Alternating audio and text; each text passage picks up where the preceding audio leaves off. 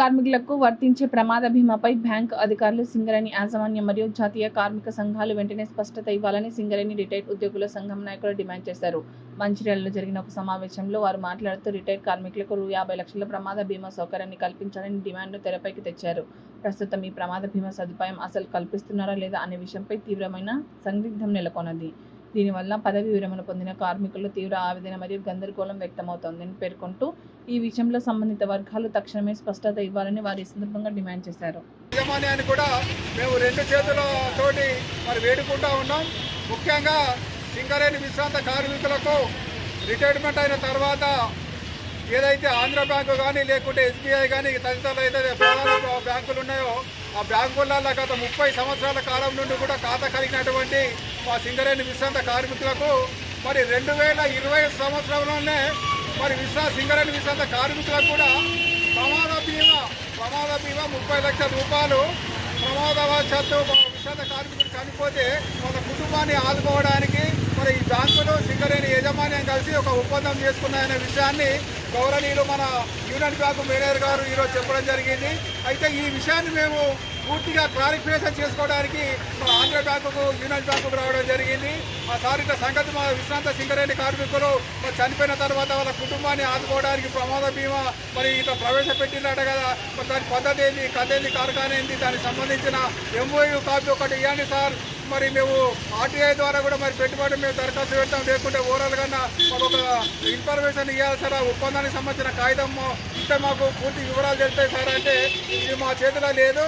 ఈ RTI పెట్టుకున్నా లేకుంటే ఏం పెట్టుకున్నా కూడా మీకు MOU కాపీ ఇచ్చే అధికారం మాకు లేదు. అది పై అధికారులను అడుకొని లేకుండా మా సింగరేణి యజమాన్యం దగ్గరికి పోయి కూడా అగ్రిమెంట్ కాపీ తీసుకోమని నిర్లక్ష్యంగా జవాబు చెప్పడం జరుగుతుంది.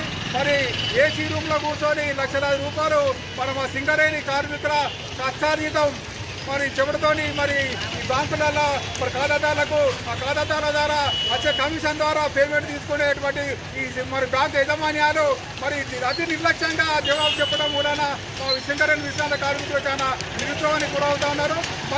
ఈ సింగరేణి విశ్రాంత కార్మికులు ప్రమాదవశాత్తు చనిపోతే వాళ్ళకి ఆ స్కీము ఎప్పటి నుండి అమలవుతుంది, 30 లక్షలు ఇచ్చే స్కీము. అదేవిధంగా నార్మల్ డెత్ కూడా 10 లక్షల అంతాన్ని పుకారు అవుతుంది. అది వాస్తవమా కాదా అనే విషయాన్ని కూడా ఇక్కడ ఉండేటువంటి మా సింగరేణి గవర్నమెంట్లో ఉండేటువంటి 5 జాతీయ కార్మిక సంఘాలు కానీ లేకుంటే ప్రాతినిధ్య గుర్తింపు కార్మిక సంఘం కానీ అదేవిధంగా సింగరేణికి సంబంధించిన వెల్ఫేర్ సెక్షన్ కానీ ADB సెల్ కానీ దయచేసి మా సింగరేణి విశ్రాంత కార్మికులు ఎదుర్కొనే సమస్య పట్ల మా సింగరేణి విశ్రాంత కార్మికులు చనిపోయిన తర్వాత 70 సంవత్సరాల నొగరంటారు, 60 సంవత్సరాల నొగరంటారు, 80 సంవత్సరాల నొగరంటారు.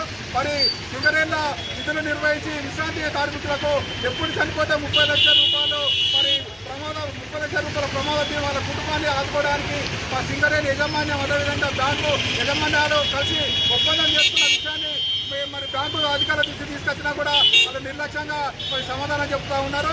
దయచేసి సింగరేణి విశ్రాంత కార్మికులకు మానవతా దృక్పథంతో ప్రమాద బీమా స్కీమ్ ఉన్నదా లేదా అది సింగరేణి యాజమాన్యం కానీ అదేవిధంగా జాతీయ కార్మిక సంఘాలు కానీ అదేవిధంగా ప్రజాప్రతినిధులు అదేవిధంగా మా ప్రభుత్వం కూడా వెంటనే ఈ విషయాన్ని బహిర్గతపరిచి ఎక్స్ప్లెయిన్ చేయాల్సిందిగా ఈ సందర్భంగా మనం చేస్తూ ఉన్నాం. జై తెలంగాణ, జై సింగరేణి. సింగరేణి విశ్రాంత ఉద్యోగుల ఐక్యత, సింగరేణి విశ్రాంత ఉద్యోగుల ఐక్యత కల్పించాలి. సింగరేణి విశ్రాంత ఉద్యోగులకు 50 లక్షల ప్రమాద బీమా వెంటనే కల్పించాలి. సింగరేణి విశ్రాంత ఉద్యోగులకు ప్రమాద బీమా 50 లక్షల రూపాయలను వెంటనే.